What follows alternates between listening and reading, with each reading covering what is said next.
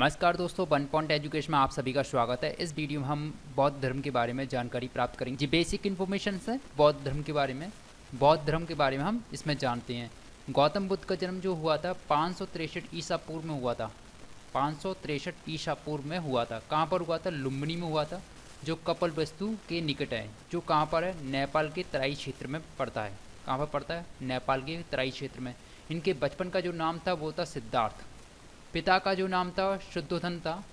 इनके पिता का नाम शुद्धोधन था, जो कपिलवस्तु के शाक्यगढ़ के प्रमुख थे। जो थे कपिलवस्तु के शाक्यगढ़ के प्रमुख थे।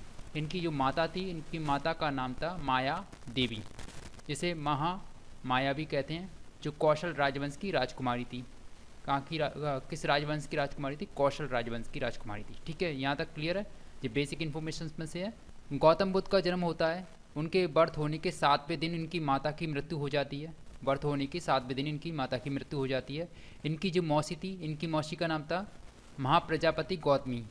इन्होंने इनका पालन पोषण किया, इनकी परवरिश की। उस समय के कुछ विद्वान थे, उन्होंने इनके बारे में भविष्यवाणी की, जिनमें से थे कालदेव थे और ब्राह्मण कौंडिन्य थे, जिन्होंने भविष्यवाणी की थी कि यह बालक या तो चक्रवर्ती राजा बनेगा, यानी सम्राट के रूप में बनेगा, या एक सन्यासी होगा, जिनकी भविष्यवाणी की थी। 16 वर्ष की आयु में इनका विवाह हुआ। विवाह किससे हुआ? यशोधरा से हुआ। इनकी पत्नी का नाम था। इनके पुत्र का नाम था राहुल। गौतम बुद्ध के जीवन में 4 दृश्य ऐसे थे जिन्होंने उनके मन में वैराग्य की भावना उत्पन्न की। वैराग्य की भावना उत्पन्न की। वो क्या चीज़ देखी जिससे उनके मन के अंदर वैराग्य उत्पन्न हुआ? पहले नंबर देखा था उन्होंने वृद्ध व्यक्ति को, यानी कि बूढ़ा व्यक्ति को देखा उन्होंने, बीमार व्यक्ति को देखा, मृत व्यक्ति को देखा, और चौथा था प्रसन्न मुद्रा में सन्यासी को देखा। ये 4 वो चीज़ें दृश्य थे जिनके देखने के बाद उनके अंदर वैराग्य की भावना उत्पन्न हुई। 29 वर्ष की अवस्था में उन्होंने गृह त्याग कर दिया था। जब उनकी एज थी 29 वर्ष, तब उन्होंने क्या किया था? गृह का त्याग किया था। इस घटना को महावीर निष्क्रमण कहा जाता है। जब उन्होंने गृह त्याग किया था, उस घटना को महावीर निष्क्रमण कहा जाता है। गौतम बुद्ध के जो प्रथम गुरु थे आलार कलाम थे। कौन थे? आलार कलाम थे, जिनसे संख्या दर्शन की शिक्षा ली। किसकी शिक्षा दी थी उन्होंने? संख्या दर्शन की फिलॉसफी की शिक्षा उन्होंने आलार कलाम से ली थी। चलिए अब टॉपिक के अंदर हम पहुंचते जा रहे हैं। तो गौतम बुद्ध थे, जिन्होंने जो ज्ञान प्राप्त हुआ था वो बौद्ध गया में पीपल के वृक्ष के नीचे। बौद्ध गया में पीपल के वृक्ष के नीचे, जिस वृक्ष को कहते हैं अश्वत्थामा। क्या कहते हैं? अश्वत्थामा। उसके नीचे उन्होंने 35 वर्ष की आयु में ज्ञान की प्राप्ति हुई। जब वो 35 वर्ष के थे, उन्हें ज्ञान की प्राप्ति हुई पीपल के वृक्ष के नीचे। उस वृक्ष को कहते हैं अश्वत्थामा। ठीक है, यहाँ तक समझ में आ रहा है। बुद्ध ने सारनाथ 5 ब्राह्मणों को पहला अपना प्रथम उपदेश दिया, जो बुद्ध के उपदेश धर्मचक्र प्रवर्तन कहलाए। यानी कि उनके जो उपदेश थे धर्मचक्र प्रवर्तन कहलाए थे। भगवान बौद्ध को जब ज्ञान प्राप्ति हुई, उसके 8वें वर्ष वैशाली के लिच्छवियों ने उन्हें वैशाली आने के लिए निमंत्रण दिया। ठीक है, उनके आदर में उन्होंने क्या किया? कोटाग्रशाला नामक बिहार दान में दिए। बिहार थे उस समय के, जो बौद्ध भिक्षुओं को रहने के लिए जो जगह होती थी, उन्हें बिहार कहते हैं, तो उन्हें दान में दिए गए, जिनका नाम था कोटाग्रशाला। अपने परम शिष्य आनंद के कहने पर गौतम बुद्ध ने महिलाओं को किसमें? संघ में प्रवेश की अनुमति दी। जो प्रथम थी महिला जो संघ में शामिल हुई, वो थी प्रजापति गौतमी, यानी कि इनकी मौसी थी, जो इस संघ में शामिल हुई। उसके बाद गौतमी की पुत्री थी, उनका नाम था नंदा, वो भी इसमें शामिल हुई। बुद्ध की जो पत्नी थी यशोधरा, वो भी एक भिक्षु बनी और इसमें शामिल हो गई। ठीक है, वैशाली की प्रसिद्ध नगर वधु आम्रपाली भी इनकी शिष्या बनी। और इसके बाद बिंबासार की पत्नी क्षेमा भी इनकी शिष्या बनी। चीज़ें उसके बाद हम देखते हैं महात्मा बुद्ध की जो मृत्यु हुई थी 80 वर्ष की आयु में हुई। कहाँ पर हुई? कुशीनगर में हुई, जो देवरिया में है। इस समय यूपी के देवरिया में है। 483 ईसा पूर्व में हुई, कुशीनगर देवरिया में। ठीक है, यहाँ तक समझ में आ रहा है। इस घटना को महापरिनिर्वाण कहा जाता है। ठीक है, आगे चलते हैं। अब इसमें बताया गया कि बौद्ध धर्म के लिए सदाचार और नैतिक जीवन पर है, यानी कि किस तरह से निर्वाण प्राप्ति हो सकती है, उसके लिए सदाचार और नैतिकता पर आधारित 10 शीलों का समावेश किया गया है। अब वो उनके बारे में हम जानते हैं। क्या क्या वो समावेश हैं? नंबर 1 अहिंसा, नंबर 2 सत्य, नंबर 3 अस्त्य, अस्त्य मीन्स चोरी ना करना, नंबर 4 अपरिग्रहण माने धन संचय ना करना, नंबर 5 ब्रह्मचार्य, नंबर 6 दोपहर के बाद भोजन ना करना, नंबर 7 अभिचार ना करना, नंबर 8 मद्य का सेवन ना करना, नंबर 9 आरामदायक बिस्तर का त्याग, इसमें लिखा हुआ था इनके 10 शीलों में, और नंबर 10 आभूषण का त्याग। ये 10 सीलें थी। मरण प्राप्ति का मतलब होता है दीपक का बुझ जाना, यानी कि मोक्ष की प्राप्ति कह सकते हैं जिसे, पूरी तरीके से शून्य हो जाना, अर्थात जीवन मरण के चक्र से मुक्त हो जाना, इसका अर्थ है। बौद्ध धर्म के अनुसार निर्माण इसी जीवन में प्राप्त होता है, लेकिन महापरिनिर्माण मृत्यु के बाद ही संभव है। बौद्ध साहित्य को त्रिपिटक कहा जाता है। यह एक पाली भाषा में रचित है। किस में? पाली भाषा में रचित है त्रिपिटक। और इसमें हैं 3 तरीका से हैं आपके, सुत्त पिटक, विनय पिटक और अधिधम्म पिटक, ठीक है, के नाम से ये जाने जाते हैं। जातक कथाएं इनकी संख्या 549 है। इसमें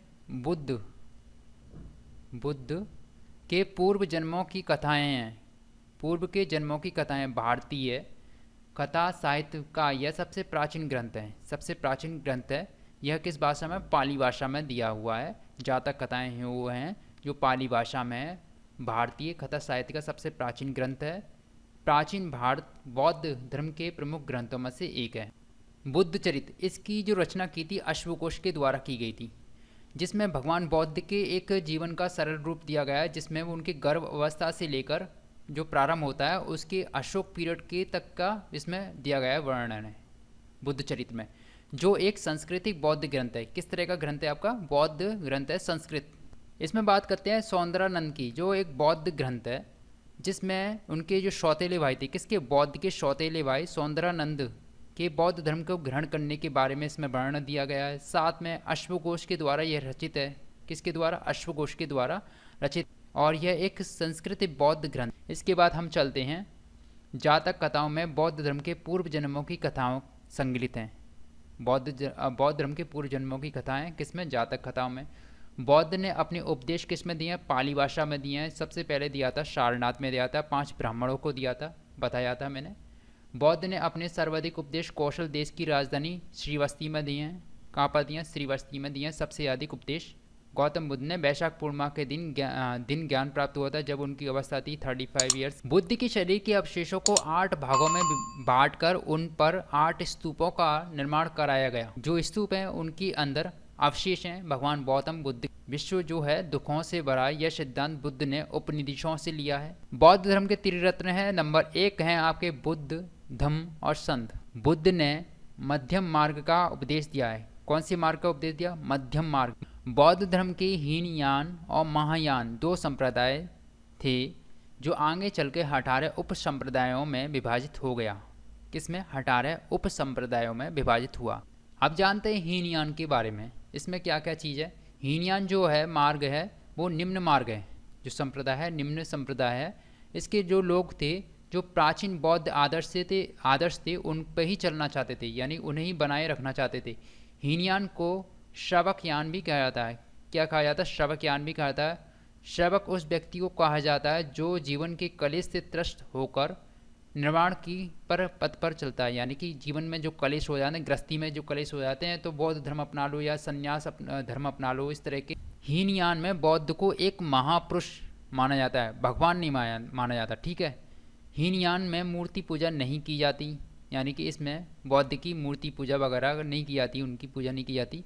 हीनयान में व्यक्तिवादी धर्म है। इसके अनुसार प्रत्येक व्यक्ति को अपने प्रयत्नों से ही मोक्ष प्राप्ति होती है, ठीक है। महायान, इसे हम जानते हैं उत्कृष्ट मार्ग के रूप में। किस मार्ग के रूप में? उत्कृष्ट मार्ग के रूप में। बोधिसत्वयान भी कहा जाता है, इसे क्या कहा जाता है? बोधिसत्वयान भी कहा जाता है। यह लोग बौद्ध धर्म के प्राचीन आदर्शों में समय के साथ परिवर्तन चाहते थे, यानी कि समय के साथ उसमें अपडेटेशन चाहते थे, वो थे महायान, ठीक है। महायान का आदर्श बोधिसत्व है। क्या है आदर्श? बोधिसत्व है। बोधिसत्व में मोक्ष प्राप्ति के बाद भी प्रयास करते रहना चाहिए, इस तरह से इसमें कहा गया है। महायान में बौद्ध को एक देवता माना जाता है। क्या माना जाता है? बौद्ध को एक देवता माना जाता है। महायान में मूर्ति पूजा की जाती है। क्या की जाती है? मूर्ति पूजा की जाती है महायान के अंदर। ठीक है, महायान में सेवा और परोपकार पर बल दिया जाता है। किस पे? सेवा और परोपकार पर बल दिया जाता है। इसका उद्देश्य समस्त मानव जाति का कल्याण करना है। क्या करना? समस्त जाति का कल्याण करना इसका उद्देश्य है। ये थे महायान के। 5वीं और 6ठी शताब्दी में 5वीं और 6ठी शताब्दी में बौद्ध धर्म में तंत्र मंत्र का प्रभाव बढ़ने से एक नए संप्रदाय का उदय हुआ जिसे कहते हैं वज्रयान। कौन सा यान? वज्रयान संप्रदाय हुआ, जो था 5वीं और 6ठी शताब्दी के मध्य। चलिए आगे चलते हैं। अब जानते हैं मठ किसे कहते हैं। मठ कहते हैं किसे जहाँ पर बौद्ध भिक्षु रहते हैं या उसके अनुयायी रहते हैं। गुहा विहार। मौर्य काल में पहाड़ियों को काट कर, किस पीरियड में? मौर्य काल में पहाड़ियों को काट कर उनमें बनाए जाते थे गुहा विहार, विहार बनाए जाते थे, जिसमें अशोक के समय में निर्मित बराबर की पहाड़ियों की गुफाओं में सुदामा कर्ण चौपाल की गुफा काफ़ी प्रसिद्ध है। बराबर की पहाड़ी की चौथी गुफा को विश्व की झोपड़ी कहा जाता है, विश्व झोपड़ी कहा जाता है। ठीक है, इसके बाद हम चलते हैं बौद्ध के जीवन से जुड़े हुए कुछ प्रतीक, मोस्ट इम्पोर्टेंट, कभी कभी पूछ लिए जाते हैं। हाथी, जो उनके बुद्ध के गर्भ में जाने का प्रतीक है, बर्थ के दौरान गर्भ में जाने का प्रतीक है हाथी। कमल, कमल जो है जन्म से संबंधित है। सांड जो है उनका यौवन अवस्था का प्रतीक है। घोड़ा जो है उनका गृह त्याग से संबंधित है। ठीक है, पीपल का जो है ज्ञान की प्राप्ति से संबंधित है। शेर जो है समृद्धि का प्रतीक है। पद चिन्ह जो है निर्वाण का प्रतीक है। स्तूप जो है मृत्यु का प्रतीक है। गौतम बुद्ध की मोस्ट इंपॉर्टेंट बौद्ध संगीतियाँ जो पूछी जाती हैं अक्सर, तो उस समय के अध्यक्ष के बारे में पूछा जाता है, शासक के बारे में पूछा जाता है, या उसके टाइम पीरियड के बारे में पूछा जाता है। तो इसे देखिए, तो प्रथम जो बौद्ध संगीति हुई थी आपकी 483 ईसा पूर्व में हुई थी। कहाँ पर हुई थी? आपकी राजगृह में हुई थी। ठीक है, उसके बाद जो अध्यक्षता इसकी जो की थी माँ कश्यप ने की थी। उसके जो उस समय के जो शासक थे अजात शत्रु थे। और इसका उद्देश्य क्या था? इसका उद्देश्य था कि बौद्ध की जो शिक्षाएं थी उनको संकलित करना, उनको विनय पिटक और सुत्त पिटक में संकलन करना था उसका उद्देश्य। इसके बाद हम चलते हैं दूसरी संगति के बारे में। दूसरी संगति हुई थी 383 ईसा पूर्व में। कहाँ पर हुई थी? वैशाली में हुई थी। और इसकी जो अध्यक्षता, ठीक है, इसके बाद हम देखते हैं उस समय के जो शासक थे वो थे कालाशोक थे शासक। और ये जिसका उद्देश्य था पूर्वी और पश्चिमी बौद्ध भिक्षुओं के मतभेदों को दूर करना, यानी कि उस समय काफ़ी मतभेद पैदा हो गए थे, उनको दूर करने के लिए यह संगति इस्टेब्लिश की गई थी। आगे चलते हैं। इसके बाद हम देखते हैं थर्ड वाली संगति जो हुई थी 251 ईसा पूर्व में हुई थी। कहाँ पर हुई थी? पाटलिपुत्र में।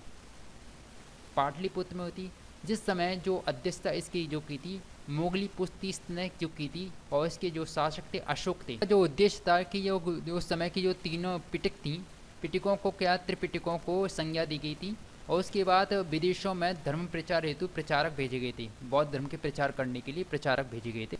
चतुर्थ संगति यानी कि फोर्थ वाली शेड्यूल्स, जिसमें हम देखते हैं कि बौद्ध धर्म की जो प्रथम शताब्दी ईस्वी में जो हुई थी कुंडलबन में, जो कश्मीर में हुई थी। और जिसकी अध्यक्षता किसी वासुमित्र के द्वारा की गई थी। उस समय के जो शासक थे कनिष्क थे शासक उस समय के।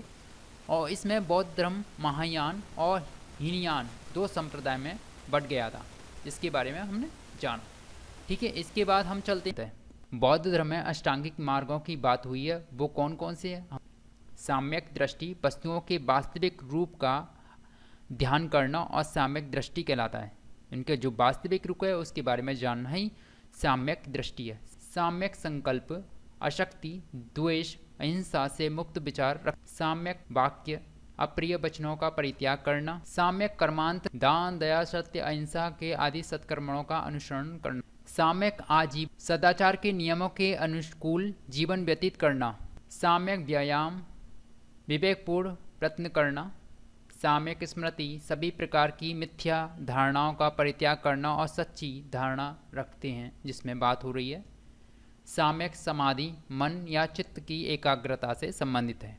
ये थे अष्टांगी मार्ग जो बौद्ध धर्म में दिए हुए हैं। इसमें हम जानेंगे कि बौद्ध धर्म किस तरह से उसका प्रसार हुआ, यानी किस तरह से वो फैला, ग्लो हुआ। तो इसके बाद और उनका प्रभावशाली व्यक्तित्व। नंबर 2, उनके बौद्ध धर्म की सरलता, यानी कि बौद्ध धर्म बहुत ही सरलता था। पाली भाषा का प्रयोग किया गया, उस समय की चलती थी, प्रचलन में थी, साधारण भाषा थी। चारों वर्णों का समर्थन था, चारों वर्णों का समर्थन मिला था इस समय, क्योंकि इसमें कोई बंदिश नहीं था जातिवादी का। इस तरह से राजकीय संरक्षण प्राप्त हुआ। बौद्ध संघ का योगदान उस समय काफ़ी था, इस समय से इसका प्रसार हुआ। तत्कालीन व्यापारियों और साहूकारों द्वारा उदारता में दान दिया गया काफ़ी, इसमें किसमें, बौद्ध धर्म में, इसलिए यह ग्लो किया, बहुत तेज़ी से बढ़ा, इंक्रीज हुआ। बौद्ध धर्म के पतन के कारण क्या हुए वो भी देख लेते हैं, इसके रीज़न क्या। बौद्ध संघ में द्विवेद और उनके अनुयायियों के विभिन्न संप्रदायों में विभाजित होना, यानी कि अलग अलग विभाजन बन जाना, अलग अलग संप्रदाय बन जाना, उसके पतन का कारण था। जी आजकल होता भी, पॉलिटिकल पार्टियां आप देखी हुई किस तरह से डिवाइड हो जाती हैं। बौद्ध धर्म का द्वारा कर्म कांडों अनुष्ठानों का अपनाना, यानी कि उस समय जो बौद्ध धर्म में किसी भी तरीके के धार्मिक कर्मकांड नहीं मान्यता है, फिर भी उन्होंने अपनाना शुरू कर दिया, इसलिए कमज़ोर पड़ा धर्म। संस्कृति को भाषा का माध्यम बनाना, यानी पाली को छोड़कर उन्होंने जो व्यवहारिक भाषा थी उसे छोड़कर सांस्कृतिक भाषा को अपना माध्यम बनाया, ये भी एक पतन का कारण बना।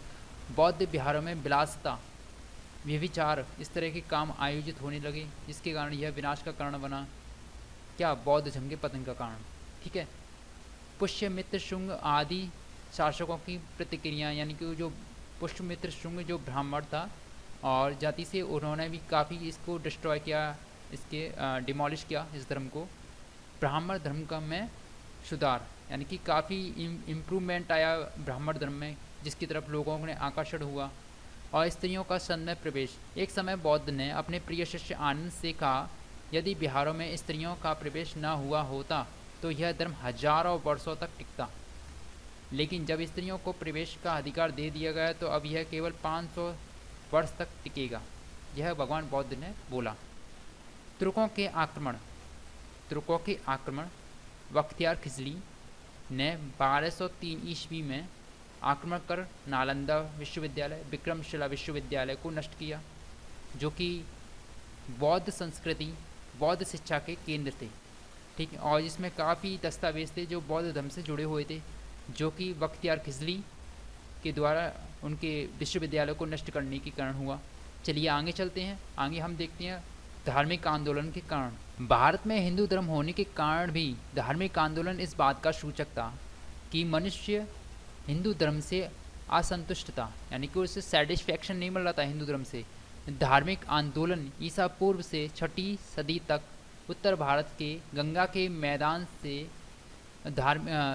मैदान में अनेक धार्मिक संप्रदाय हुए, जिसमें बौद्ध ग्रंथ ब्रह्मा जाल सूत्र, जिसमें बताया गया था 62, जैन ग्रंथ सूत्र कृतांग में 368 बताई गई थी इनके वो क्या संप्रदायों के बारे में, यानी धार्मिक आंदोलनों के बारे में।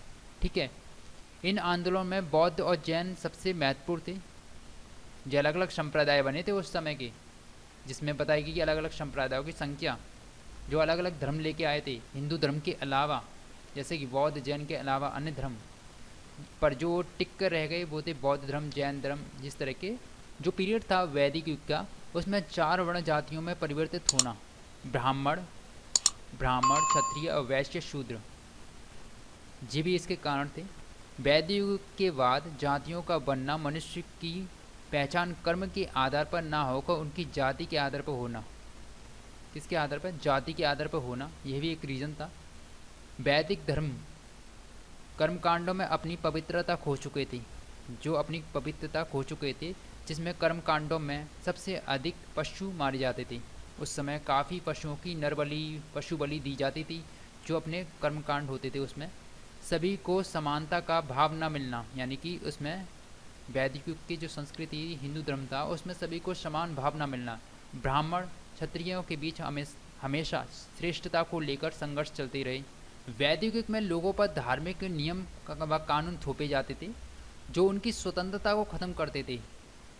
आर्थिक, राजनीतिक और धार्मिक, किस तरह की स्वतंत्रता? धार्मिक, आर्थिक और राजनीतिक। इस बात से धार्मिक आंदोलन बने, इस बात के कारण धार्मिक आंदोलन का उदय हुआ, ये भी एक रीज़न है। तो ये थे बौद्ध धर्म के जुड़े हुए उसके एक रीज़न जो उनके उदय के कारण बने और उनके पतन के कारण बने, और क्यों भारत में धार्मिक आंदोलन हुए, ये भी इसके बारे में हमने बात की। ये वीडियो बहुत ही ज़्यादा इंपॉर्टेंट थी। अगर आपको वीडियो रियल अच्छी लगी हो, अगर वीडियो आपको वास्तविक रूप से अच्छी लगी हो, तो वीडियो को लाइक करें, चैनल को सब्सक्राइब करें। और ये था बौद्ध धर्म के बारे में। चलिए फिर मिलते हैं नेक्स्ट टॉपिक पर।